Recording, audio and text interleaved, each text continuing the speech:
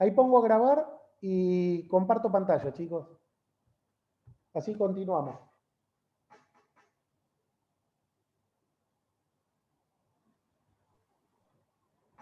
Perfecto. Oh, ¿dónde estamos? No, esto no. Esto no. ¿Dónde está? Esto.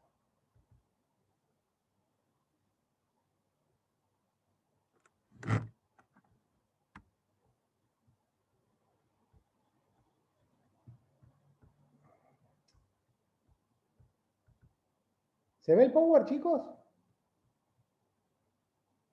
Sí, profe. Sí, profe. Perfecto, gracias, gracias. Muy amable. A ver si llegamos a donde habíamos dejado. Bueno, habíamos visto las fotos, habíamos hecho una pequeña reflexión sobre acá habíamos quedado. Ahora vamos a hablar de la investigación científica y de la investigación tecnológica y de la investigación científica propiamente dicha y las relaciones que hay entre ellas, ¿sí? Y varios puntos que tienen en común. Estos dos tipos de investigaciones tienen varios factores en común, como por ejemplo pueden ser el objetivo o la meta del conocimiento hacia las cuales están dirigidos, hacia los métodos por los cuales se basan o se rigen, ¿sí? Que pueden ser hipótesis, pueden ser datos, pueden ser interpretaciones, pueden ser resultados. Para que ustedes sepan y conozcan una diferencia muy clara y básica entre la investigación científica y tecnológica que hay es que la investigación tecnológica en algunos casos es puramente práctica, ¿sí? Es decir, que se refiere al descubrimiento de alguna base, de algún avance tecnológico, ¿sí? De algún instrumento en particular que pueda ser usado en alguna rama de investigación o de profesional, por ejemplo, en cuanto a la referencia, hacemos referencia al sistema de salud, y lo que es la investigación científica, en algunos aspectos se basa en teorías, ¿sí? En teorías que luego son y sirven como base para la investigación científica. Ambas investigaciones poseen grandes diferencias importantes que podemos subrayar. Por una parte, como les decía, la orientación de la investigación tecnológica es puramente práctica y útil, y lo que va a derivar en un resultado que en la mayoría de las ocasiones es tangible, es decir, que uno lo puede presenciar, que uno lo puede tener al alcance, ¿sí? Mientras que la investigación científica se dedica a la búsqueda de conocimientos sin discriminación, y lo cual puede no poseer una aplicación práctica, y casi siempre, como les decía hace un momento, suponen un conjunto de teorías, ¿sí? Y pueden en un futuro servir como orientación a la investigación tecnológica. Ahora vamos a ver lo que les decía en referencia a los avances científicos y tecnológicos y la enfermería. Sin duda, fueron creados innumerables avances tecnológicos los cuales poseemos al alcance de nuestras manos como profesionales de enfermería. Estos pueden enriquecer, pueden complementar y pueden ayudarnos a nuestro desempeño profesional. Pero realmente, ¿qué considero prioritario y meritorio? Que nos podamos autopreguntar. Dos preguntas muy simples. ¿Esos elementos son realmente confiables? Y otra pregunta, ¿facilitan o entorpecen en ciertos casos las tareas propias de la enfermería? Las respuestas a esos grandes interrogantes es exclusiva potestad y responsabilidad de todos nosotros, es decir, del colectivo enfermero, de los que conformamos esta profesión. Entre todos vamos a tratar de establecer las respuestas que consideremos más adecuadas y que tiendan a responder en su totalidad o en parte esas preguntas que hace un momento nos planteamos. Como decía un poeta español, sin caminante no hay camino, se hace camino al andar. ¿Cómo podemos responder esas preguntas? En algunos casos con la experiencia, recurriendo a la experiencia, ¿no? No cabe ningún tipo de duda, y es muy cierto, que la enfermería es una ciencia, con sus propios conocimientos disciplinares y su característico método científico. que tuvo a lo largo del transcurso del tiempo diferentes exponentes que establecieron sus modelos sobre los fundamentos de esta propia ciencia, hasta alcanzar la concepción más actual que hoy tenemos, ¿sí? ¿Que cuál es? Tenemos una visión de la enfermería en referencia al paciente, en referencia al sujeto de atención, ¿sí? Lo vemos de una forma holística al individuo, que es único, irrepetible, indivisible, que viene con una gran cantidad de derechos que nosotros en nuestro desempeño profesional debemos respetar, debemos aceptar, ¿sí? Nosotros, por ejemplo, debemos brindar atención sin ningún tipo de discriminación que podamos permitirnos, ¿sí? Podemos no estar de acuerdo con cierto o tal procedimiento, pero nuestro cuidado se brinda sin ningún tipo de distinción ante creencia religiosa, partido político, color de piel, orientación sexual o como se lo quiera llamar, ¿sí? Nosotros estudiamos y nos formamos para brindar nuestros cuidados a todos por igual. Entonces, continuando y desarrollando estas utilidades o no, que ahora vamos a tratar de esclarecer entre todos, en referencia a los avances científicos tecnológicos. Yo me permití ponerles un ejemplo que a lo mejor les va a resultar familiar o van a vivir a futuro ustedes, una vez que están recibidos, en sus diferentes lugares de trabajo. Una vez yo hace muchísimos años escuché algo que me dijeron que decía que la clínica es soberana, y es verdad. El propio paciente manifiesta sus sentires, ¿sí? En cuanto a situaciones de salud o a situaciones de enfermedad, como habíamos hablado oportunamente. ¿Y con qué lo relacioné yo? Particularmente con la observación. Y la observación, como venimos viendo, no solo en el transcurso de este año, sino en el transcurso del año pasado, ¿sí? La observación es la principal herramienta de nuestro trabajo, de nuestro cuidado. Si nosotros podemos realizar una observación objetiva e inexhaustiva del paciente, tenemos resuelto nuestro plan de cuidados en un gran porcentaje, me atrevería a decirles. En su momento, Florence Nightingale, ¿qué dijo? Que la observación indica cómo está el paciente. Cuando uno reflexiona en base a esa observación, indica qué debemos hacer en virtud de lo que observamos. La destreza práctica, nuestro propio quehacer, que indica la forma en la cual hay que hacerlo. Y la formación y la experiencia son necesarias para saber cómo observar y qué observar, y cómo pensar y qué pensar. Ustedes acuérdense que nosotros estamos continuamente desarrollando nuestro método científico característico, que ¿cuál era? El proceso de atención de enfermería, el PAE. Y lo estamos reformulando continuamente en virtud de si restablecimos esa necesidad alterada en ese paciente, si la restablecimos en totalidad o en parte, ¿sí? Sino que hacemos, volvemos a formularnos esos diagnósticos y actuamos en consecuencia hasta lograr ese objetivo que nos planteamos. Es decir, hasta poder cumplir esa tarea, ese cuidado que decidimos realizar para poder mejorar la situación de salud del paciente. ¿Se escucha claro, chicos? Sí, profe. Perfecto. Bueno, Sí, profe. bueno. Dígame, ¿quién habla? No, le decía que se escucha, profe. Ah, bueno, gracias, Hilary, gracias, muy amable. Para continuar, les quiero decir que... Silencien, Pero vengan que yo ya termino. silencien los micrófonos, chicos, se escucha todo. Ay, perdón, profe, perdón, lo abrí sin querer. Disculpe. No hay problema, Petragali. Disculpe, mil perdones. No pasa nada. Perdón. Como les continúo diciendo que bajo ningún punto de vista podemos desconocer, ¿sí?, la clínica del paciente, es decir, lo que el paciente expresa, no solo con palabras, sino cuando nosotros hacemos la inspección, la observación, la palpación, la ocultación, ¿sí?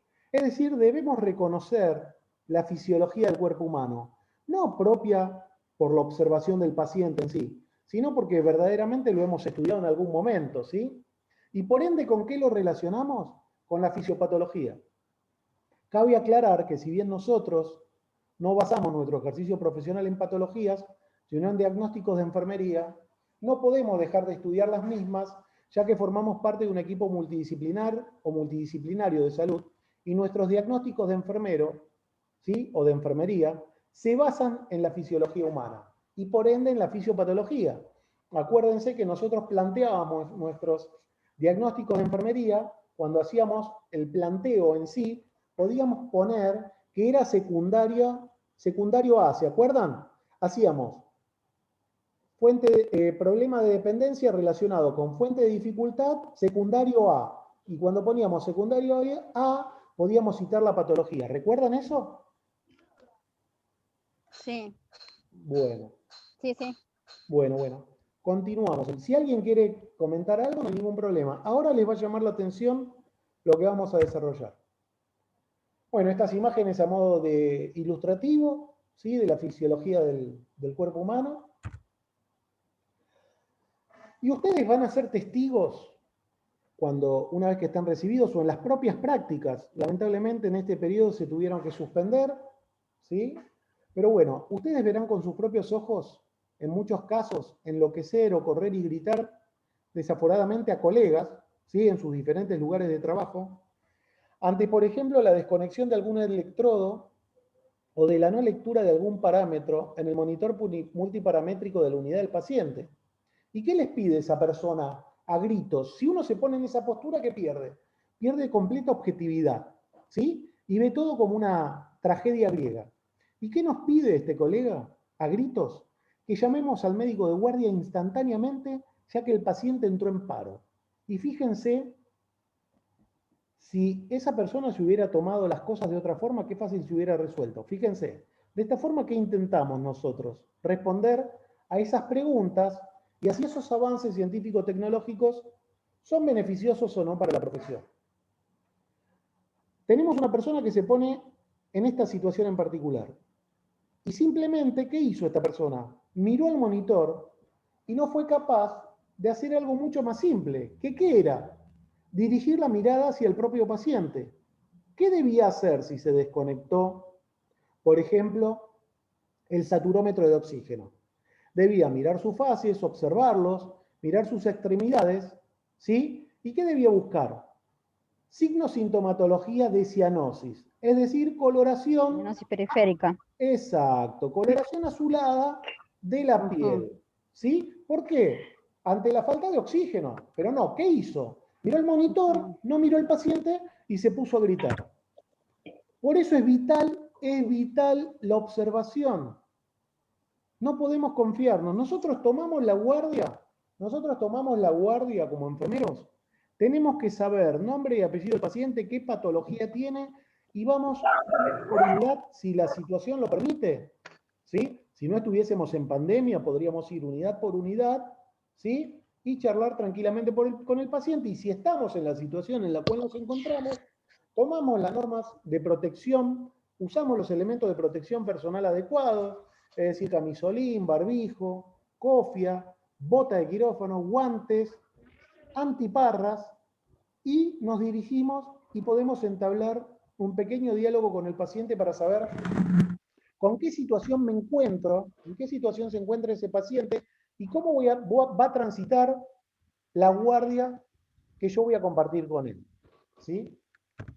Profe, Sí, dígame. hay una serie, hay un capítulo de la serie New Amsterdam, no sé si la vio. Bueno, No, hay un capítulo de la serie donde en la guardia se cae todo el sistema. Ellos andan siempre con las tablets, con la computadora, bueno, se cae todo el sistema. Sí. Resulta que no pueden, o sea, están perdidos, totalmente perdidos, porque los diagnósticos salen por sistema también, parece. Ajá. Entonces, los que más se adaptan son los médicos más viejos. Claro. Dice, bueno, vamos a usar la vieja usanza, vamos a charlar con el paciente y vamos a sacar el diagnóstico por la valoración que le hacemos al paciente. Entonces, sacan pilas y pilas de historia clínica en papel, y así se van manejando hasta que el sistema se recompone. Pero, por ejemplo, los médicos más jóvenes, que ya nacieron con la tablet en la mano, no se hallaban con ese sistema. Tuvieron que aprender de los más viejos. Claro. O sea, que a veces la tecnología ayuda, pero a veces te anula. en las capacidades. Yo particularmente me permito decirle que la tecnología siempre es buena, pero ¿sabe qué es lo que hace que entorpezca la tarea? Es el uso que uno le dé. Claro. Porque si yo sé que tengo, hoy en día ustedes por 1.500 pesos pueden comprar un saturómetro de bolsillo, si no me equivoco, ¿no? Un dedal. No creo que esté más que eso, 1.500. Sí, bueno, capaz un poquito más. Capaz que un poquito más. 2.000, vamos 2.000. Pero un dedal de saturometría está al alcance de la mano de cualquiera que medianamente tenga un trabajo y lo puede comprar. No, está como 5.000 ¿Sí? pesos. Pero ¿qué pasa? Yo no puedo recurrir a un saturómetro si no soy capaz de mirar al paciente. Yo he visto personas, colegas, yo he sido docente de campo práctico durante muchos años de la licenciatura en enfermería, y he visto estudiantes que ni siquiera lo miran al paciente, ni siquiera se presentan, le agarran la mano y le meten el saturómetro en el dedo. ¿Sí? Lo que ustedes tienen que lograr con el tiempo es con un simple golpe de vista, es decir, con una mirada objetiva, lograr y establecer una valoración del paciente, que les va a decir mucho más que si hacen el propio acto de colocar, por ejemplo, un saturómetro de oxígeno en un dedo, ¿se entiende? Claro.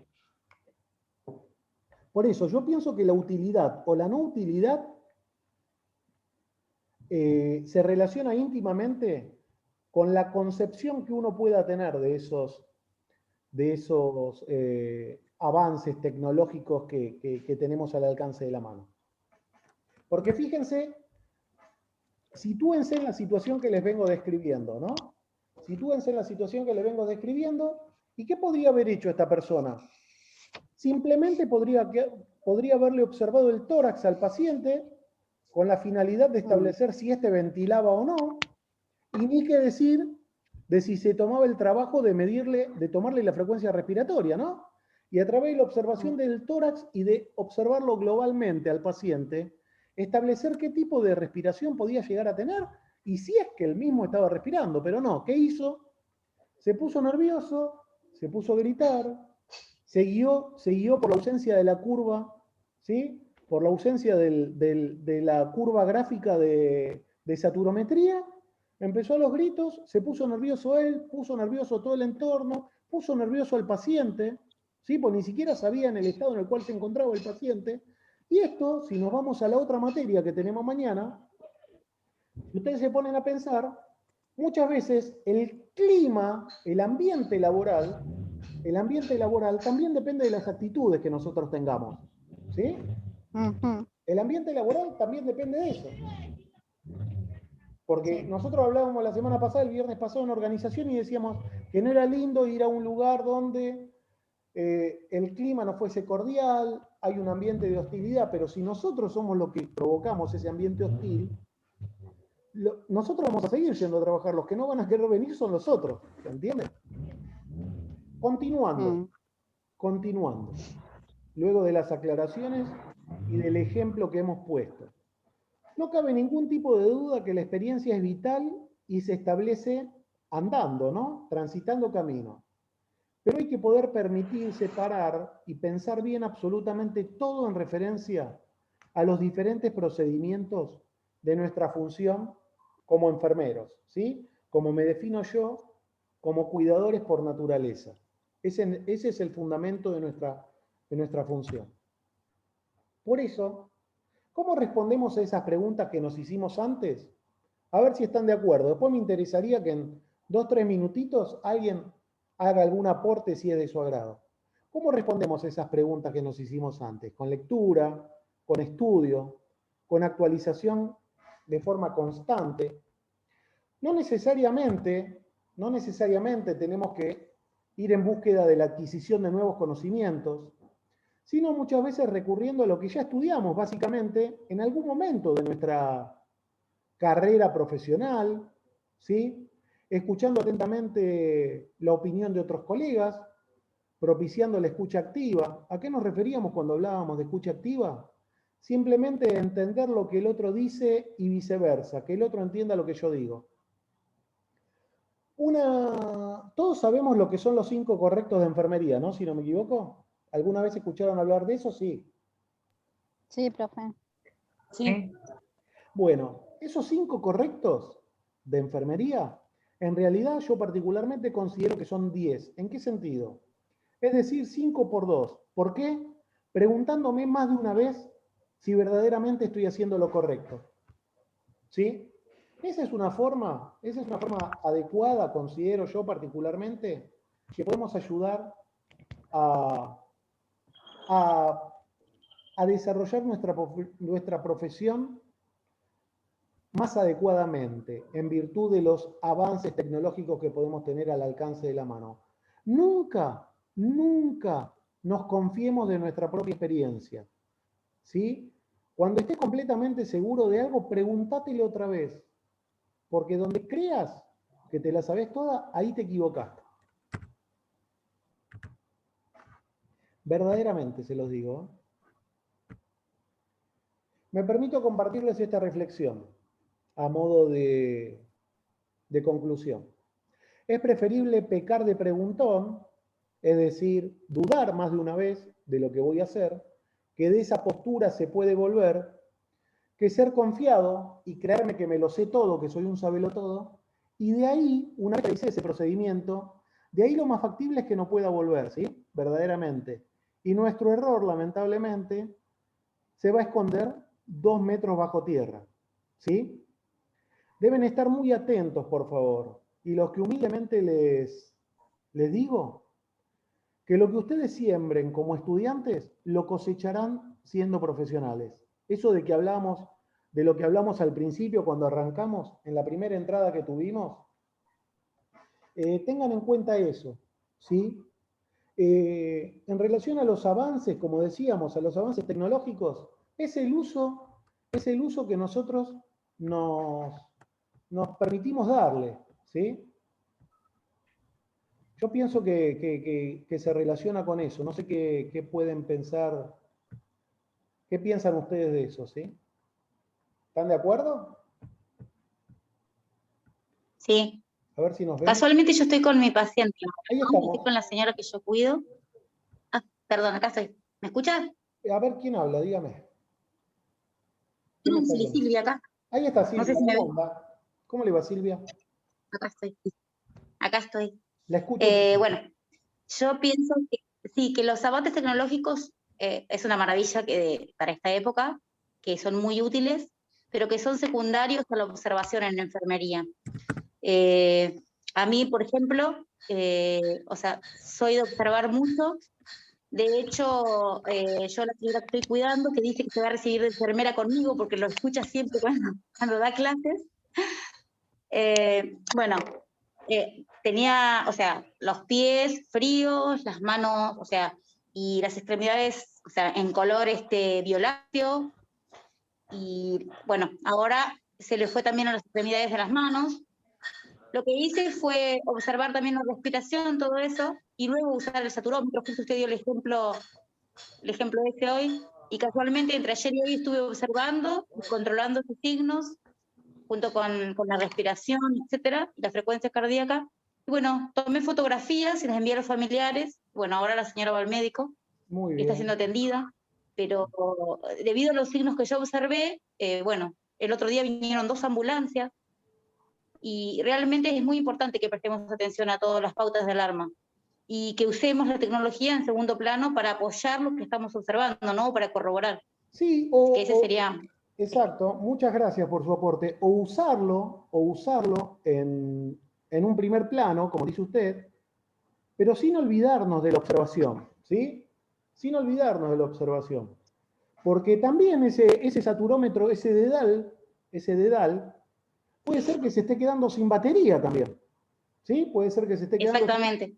puede ser que se esté quedando sin pila, sin batería, y la información que me esté brindando no sea fidedigna, no sea adecuada. ¿Estamos? Entonces hay que tener en cuenta todo. Lo mismo, no sé si ustedes pudieron apreciar a medida que iba pasando el PowerPoint, que yo puse la evolución en imágenes, con la fotografía de una enfermera, la evolución del termómetro, ¿no? Había una enfermera con un termómetro de mercurio, después en el medio había otra enfermera con un termómetro digital, y después había un enfermero con un termómetro infrarrojo. ¿Se pudieron apreciar eso? Pero el termómetro también se puede quedar sin pila. Porque ¿qué hacemos nosotros? Lo solemos usar en el turno, lo limpiamos, lo desinfectamos y lo guardamos en la cartucherita de nuestro equipo de bolsillo. Y es raro que, o no solemos prestar atención al cambio de pila. Entonces, ¿sí? Esos termómetros, esas son otras cosas muy simples a las cuales nosotros podemos estar atentos para evitar algún tipo de inconveniente que podamos tener, ¿sí? No sé si hay alguien que quiera hacer algún comentario más.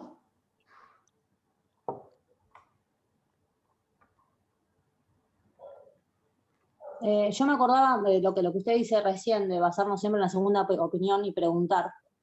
Ajá. Por ejemplo, mi mamá del corazón, ¿no? Que es mi ex suegra, que es como fuera mi mamá, yo me di la vacuna la semana pasada, ¿no? Sí.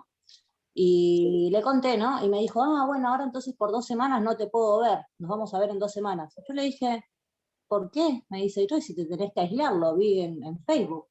O sea, convencida. O sea, y nunca se le ocurrió preguntarme, o sea, sabe que estoy estudiando enfermería, o sea, preguntar, buscar otra fuente de información. O sea, ella estaba segura que por 2 semanas yo me tenía que aislar. No me podía ver. O sea, a veces confiamos demasiado en Internet. Exacto. Y para ser claro, como dice usted, Giselle, para ser claro, cualquier cristiano, por decirlo de una forma, cualquier persona cuelga cualquier cosa de Internet hoy en día. Está en nosotros, Cualquier cosa, ¿eh? está en nosotros saber qué es lo que realmente sirve de ese todo que figura, ¿se entiende? ¿Sí? Claro. Por algo la postura de ustedes, frente a esa información, por algo ustedes se están formando, ¿se entiende? Ustedes a mayor formación, a mayor información, ya tienen que poder discernir, saber a qué fuente recurrir, ¿se entiende? Y no cualquiera que publique cualquier cosa, agarro, lo levanto y no sé, y lo pongo en un trabajo que tengo que presentar, no sé, en la facultad, por decirlo un ejemplo, ¿sí? Por eso uno, con el tiempo, se da cuenta Por eso uno busca distintas fuentes, si realmente esa fuente es confiable o distintos no. lugares. Claro, ¿Eh? tal cual. Bueno, Sí. estimados,